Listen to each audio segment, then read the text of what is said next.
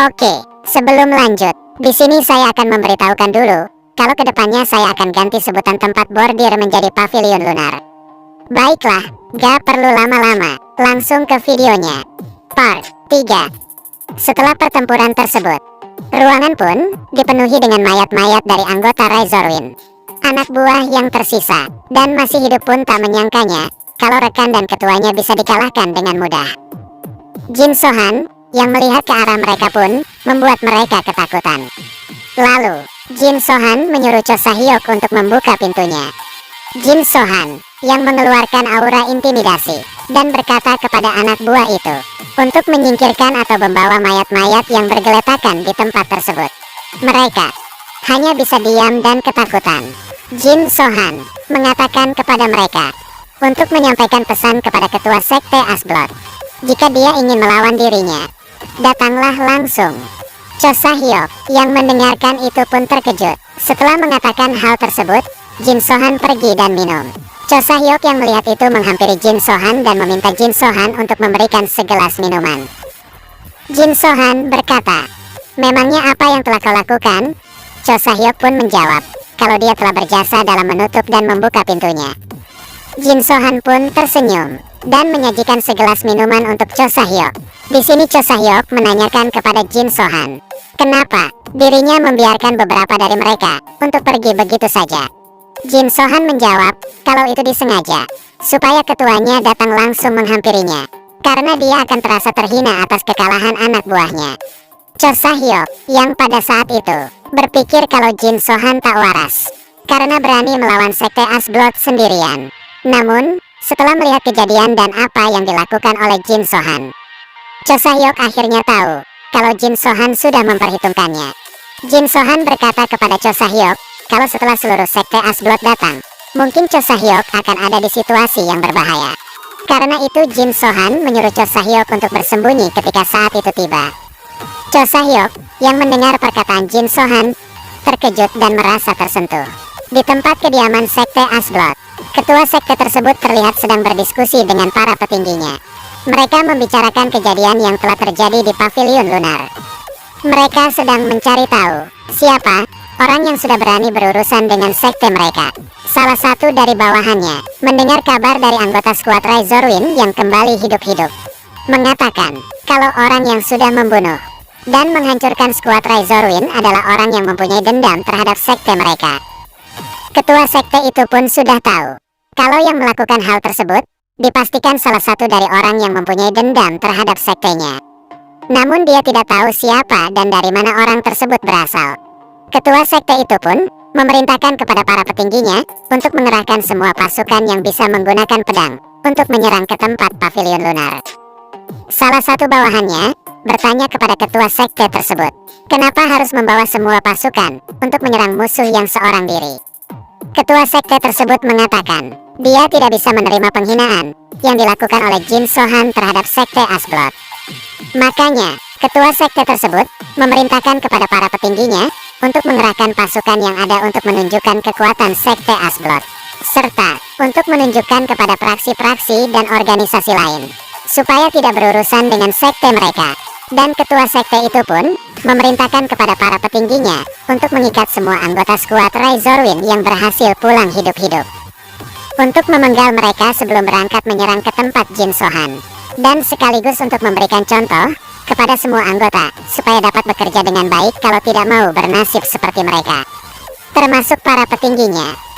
Di wilayah Western Dark Crown, di mana tempat pavilion lunar berada, ketua sekte Asblood dan para anak buahnya pun tiba. Jin Sohan yang sedang berkultivasi dipanggil oleh Cho Sahyok kalau sekte Asblood datang ke tempatnya dengan membawa banyak pasukan, dan Jin Sohan mengatakan, tentu saja mereka pasti akan membawa pasukan yang lebih banyak dari sebelumnya. Namun Cho Sahyok mengatakan kalau ini sudah berlebihan dan melebihi ekspektasinya. Jin Sohan bertanya kepada Cho Sahyok, apakah ketuanya ada di dalam kerumunan tersebut? Cho Sahyok mengatakan, meski dia tidak melihatnya, namun dilihat dari pasukan yang dikerahkan mereka. Cho Sahyok yakin kalau ketua sekte Asblood pasti ada di salah satu kerumunan itu. Tak lama kemudian, terdengar teriakan dari luar yang mengatakan, "Hei, keluarlah, mari kita lihat Siapa yang berani sekali berurusan dengan sekte Asblood? Jin Sohan yang mendengar itu langsung mengambil dan memakai pakaian yang berwarna merah. Cho Sahyok yang melihat itu berkata, bukannya itu adalah pakaian untuk seorang penari wanita? Jin Sohan membenarkannya. Jin Sohan teringat pada saat waktu kecil bersama dengan klan Sword Dance. Jin Sohan mengatakan, kalau dia pernah mendengar ketika masih kecil. Banyak orang yang mengatakan, kalau pakaian itu dibuat untuk menunjukkan indahnya lengkungan tubuh seorang wanita, selagi mereka berdansa dengan pedang. Cho Sahyok pun membenarkan hal tersebut. Sekaligus kebingungan, kenapa Jin Sohan memakai pakaian tersebut. Jin Sohan mengatakan kalau dulunya dia juga bagian dari klan Sword Dance. Maka dari itu dia memakainya, serta berkata, dia akan memberikan pelajaran terhadap mereka yang sudah mengusik dan membuat klannya seperti itu dengan kematian. Jin Sohan pun berjalan keluar. Namun Cho Sahyok berkata, kalau dia akan ikut, karena kalau Jin Sohan mati saat melawan mereka, dia pun akan mati. Itu yang dipikirkan Cho Sahyok. Jin Sohan yang mendengar itu tersenyum dan berkata kalau itu bukanlah tempat bagi Cho Sahyok untuk ikut campur. Cho Sahyok pun mematuhi perkataan Jin Sohan dan mengatakan supaya Jin Sohan tidak mati. Jin Sohan yang mendengar hal itu pun tersenyum sambil berjalan keluar ruangan. Orang-orang yang melihat pakaian yang dikenakan Jin Sohan itu serentak mengolok-oloknya. Karena pakaian yang dikenakan Jin Sohan identik dengan penari wanita. Jadi, intinya, kalau di zaman kita sekarang itu seperti cowok yang berpakaian wanita. Kalian pasti tahulah apa sebutannya. Oke, lanjut. Ketua sekte Asblood yang melihat dan mendengar anak buahnya yang mulai tak terkendali terus mengolok-olok Jin Sohan, menyuruh mereka untuk diam. Setelah mendengar perkataan dari ketuanya, mereka serentak diam, dan suasana pun mulai terasa hening. Ketua sekte yang melihat ke arah Jin Sohan, dia langsung mengenalinya dengan sebutan Mong Ah. Karena dia sering melihatnya pada saat Jin Sohan masih kecil bersama dengan klan Sword Dance. Jin Sohan berkata, benar, aku adalah Mong Ah dari klan Crescent Moon Sword Dance telah kembali. Jin Sohan yang mendengar ketua sekte Asblood memanggil dirinya dengan nama Mong Ah. Jin Sohan pun langsung teringat kenangan-kenangan dirinya saat masih berada bersama dengan klan Sword Dance. Oke, kita flashback dulu ya, biar kita tahu alur cerita ke depannya. Tepatnya, di saat Jin Sohan sedang berlatih tarian pedang bersama klan Sword Dance. Pada saat itu, dia terluka karena salah dalam pergerakannya. Salah satu dari klan itu pun memberitahukan dan menunjukkan pergerakan yang benar serta mendemonstrasikannya. Jin Sohan yang mendengar itu pun merasa senang dan juga kagum akan keindahan gerakan tersebut. Tak terasa beberapa tahun pun berlalu.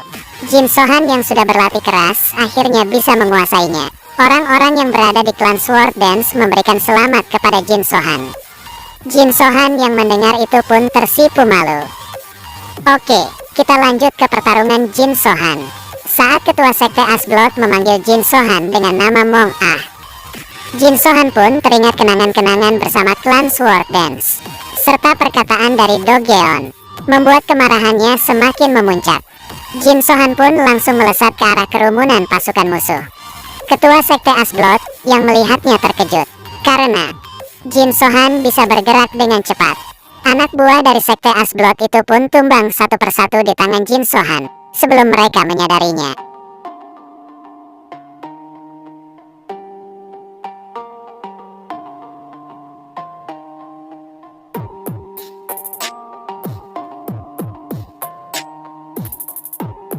Jin Sohan tidak memberikan kesempatan kepada mereka untuk menyerang atau bertahan, dan terus menyerang membabi buta. Sebagian besar dari mereka yang melihat itu langsung panik dan ketakutan. Ketua sekte itu pun mulai geram. Salah satu petinggi sekte tersebut berteriak dan memberikan perintah kepada anak buahnya untuk menyerang Jin Sohan. Setelah mendengar itu, mereka mulai bangkit dari rasa ketakutan dan bersiap untuk menyerang Jin Sohan bersama-sama. Jin Sohan yang melihat mereka mulai menyerang, bukannya takut. Jin Sohan malah senang dan tersenyum.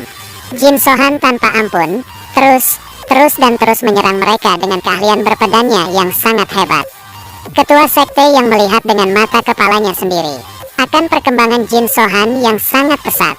Ditambah, pergerakan dan teknik yang diperlihatkan Jin Sohan mengingatkan dia kepada teknik berpedang dari klan Sword Dance. Ketua sekte itu pun bertambah marah, dikarenakan prajurit yang dibawa sebanyak itu oleh ketua sekte tersebut tidak bisa menghabisi Jin Sohan, yang hanya memakai teknik yang bahkan tidak termasuk sebagai teknik bela diri yang tak terkenal. Cho Sahyok yang melihat Jin Sohan bertarung akhirnya menyadari kalau Jin Sohan benar-benar kuat. Dia pun tidak tahu teknik apa yang diperlihatkan Jin Sohan. Namun dia menyadari kalau teknik yang diperlihatkan Jin Sohan sangatlah indah. Seiringnya waktu, Cho Sahyok menyadari kalau teknik yang diperlihatkan Jin Sohan bukanlah teknik biasa. Dan tepat sekali, Jin Sohan menggunakan teknik seni bela diri dari klan Sword Dance dengan racun. Para anak buah dari sekte Asblood yang ada di sekitar Jin Sohan pun berjatuhan karena terkena racun yang disebabkan oleh Jin Sohan. Kesempatan itu pun tak dilewatkan Jin Sohan untuk menyerang mereka. Sebagian dari mereka yang melihat pembantaian yang dilakukan oleh Jin Sohan merasakan ketakutan yang amat sangat. Ditambah tubuh dari mereka tidak bisa digerakkan karena efek racun yang disebabkan oleh Jin Sohan. Mereka hanya bisa meminta tolong. Ketua sekte yang melihat pembantaian yang dilakukan Jin Sohan itu pun dikagetkan oleh salah satu petingginya. Dia berkata kalau Jin Sohan telah merusak formasi dari sekte Asblood. Ketua sekte itu pun hanya terdiam mendengar perkataan salah satu petingginya. Sambil melihat pembantaian yang dilakukan Jin Sohan, kecemasan pun mulai menyelimuti perasaannya. Dia berpikir, kenapa Jin Sohan datang ke sini setelah sekian lama dan sehebat itu, seakan-akan dia dikirim kembali sebagai hantu dari klan Sword Dance. Jin Sohan berkata, apa sudah tidak ada lagi yang ingin maju? Mereka yang mendengar perkataan Jin Sohan hanya bisa diam. Jin Sohan mengatakan kepada mereka, kalau ingin masih hidup, jangan ikut campur dan menghalangi jalannya. Karena tujuannya adalah berurusan dengan ketua sekte Asblood. Seketika mereka pun menghindar dan memberikan jalan kepada Jin Sohan untuk menemui ketua sekte Asblood. Melihat yang terjadi di hadapannya, ketua sekte itu hanya tersenyum. Dia bertanya kepada Jin Sohan, apa keinginannya sampai-sampai melakukan hal sejauh itu. Ketua sekte masih berpikir kalau Jin Sohan tidak mungkin melakukan hal tersebut hanya demi membalaskan dendam untuk klan Sword Dance saja. Dia pun bertanya, apakah mungkin Jin Sohan mengincar kekayaan sekte Asblood? Jin Sohan pun menjawab, apa-apaan omong kosong itu. Lalu ketua sekte tersebut meneruskan perkataannya, jadi bukan itu. Kalau kau emang mau membalas dendam, kau bisa tinggal mendatangiku langsung dengan keahlianmu itu. Dan kau mau aku percaya kalau ini cuma buat balas dendam? Ketua sekte itu memberitahukan kepada Jin Sohan kalau dia membunuhnya. Dia tidak akan mendapatkan sepeser pun, karena uang dan bisnis yang ada di dalam sekte Asblood, hanya ketua sekte saja yang mengetahuinya. Jin Sohan yang sudah geram terhadap sikap ketua sekte itu pun langsung bergerak cepat ke depannya dan berkata, apa kau? Sudah selesai. Akhirnya dia pun tahu kalau perkataannya yang barusan itu hanya omong kosong besar. Karena Jin Sohan benar-benar ingin membalaskan dendamnya. Sebelum Jin Sohan ingin menyerang ketua sekte tersebut, dia berkata, apakah kau tidak mau mengetahui keberadaan anggota klan Sword Dance? Jin Sohan yang mendengarkan itu mengurungkan untuk menyerangnya. Namun ternyata, ketua sekte tersebut mengatakan hal itu untuk menunggu Jin Sohan lengah dan mendapatkan kesempatan untuk menyerangnya. Jin Sohan yang melihat itu langsung menghindarinya. Ketua sekte itu pun terkejut karena Jin Sohan bisa menghindari serangan jarak dekatnya. Jin Sohan dengan sekejap sudah berada di belakangnya dan melancarkan sebuah serangan. Ketua sekte itu yang menyadari akan serangan Jin Sohan dari belakang dapat menangkis dan menghindarinya. Namun tak disangka-sangka, ketua sekte tersebut terkena serangan dalam dari Jin Sohan. Ternyata pada saat Jin Sohan menyerangnya dengan pedangnya, dia pun menyerang aliran ki ketua sekte tersebut dengan auranya. Sehingga pada saat ketua sekte itu melihat matanya Jin Sohan, dia pun terkena serangan tersebut. Ketua sekte itu pun memerintahkan para petinggi pemimpin untuk menyerang Jin Sohan. Mereka pun bergerak bersama-sama mengepung Jin Sohan. Ketua sekte itu tersenyum melihat Jin Sohan dikepung oleh anak buahnya. Karena dia pikir, sehebat apapun Jin Sohan, dia tidak akan bisa menang melawan semua petinggi sekte Asblood bersamaan. Ketua sekte tersebut menyadari kalau Jin Sohan bertarung sambil menggunakan racun. Bukannya takut, ketua sekte itu malah tersenyum. Dia berkata kepada Jin Sohan, kalau dia dan para petinggi sektenya sudah tahu kalau Jin Sohan bertarung menggunakan racun. Maka dari itu, sebelum dia dan para petingginya datang menyerang, Mereka terlebih dahulu meminum penawar racunnya. Jin Sohan mendengar hal itu berkata, "Baiklah, kalau kalian percaya diri tidak akan terpengaruh oleh racunku. Kita lihat siapa yang akan menang." Ketua itu pun terus menyombongkan diri kalau dia tidak akan kalah oleh racun Jin Sohan. Tak lama kemudian dia pun terjatuh, disusul oleh para anak buahnya. Ketua sekte itu masih kebingungan. Kenapa racunnya masih bisa bekerja setelah dia meminum penawar racunnya? Jin Sohan berkata, "Kau pikir penawar racun biasa seperti itu bisa menghentikan racun guruku?" Jin Sohan berjalan kepada ketua sekte tersebut sambil berkata, "Jika kau cuma memberikan penawar racunnya kepada orang-orang ini, berarti mereka adalah anggota inti dari sekte Asblood. Bukan begitu?" Tanpa basa-basi, Jin Sohan langsung membantai semuanya.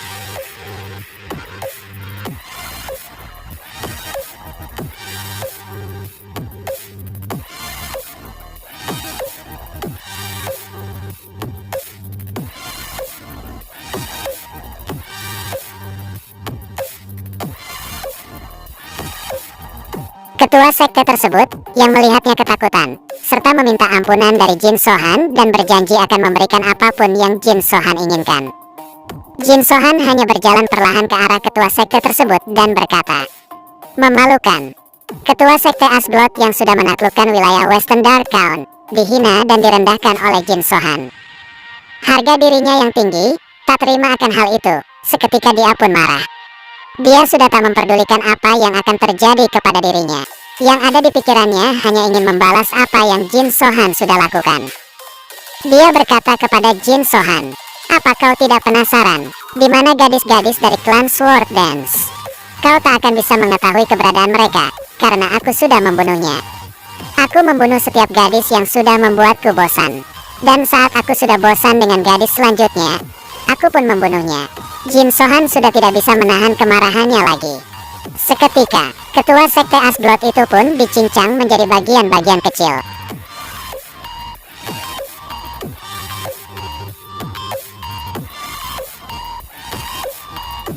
Para anak buah sekte tersebut, yang melihat ketua dan para pemimpin mereka sudah dikalahkan oleh Jin Sohan, mulai panik. Jin Sohan lalu berteriak kepada mereka, kalau pemimpin mereka sudah mati. Cho Sahyok tercengang dan tak percaya kalau Jin Sohan bisa mengalahkan sekte Asblood sendirian.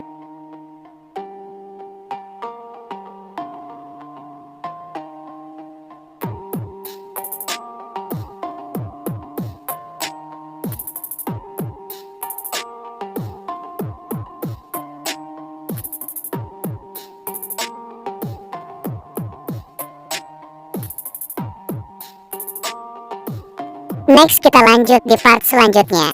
Terima kasih.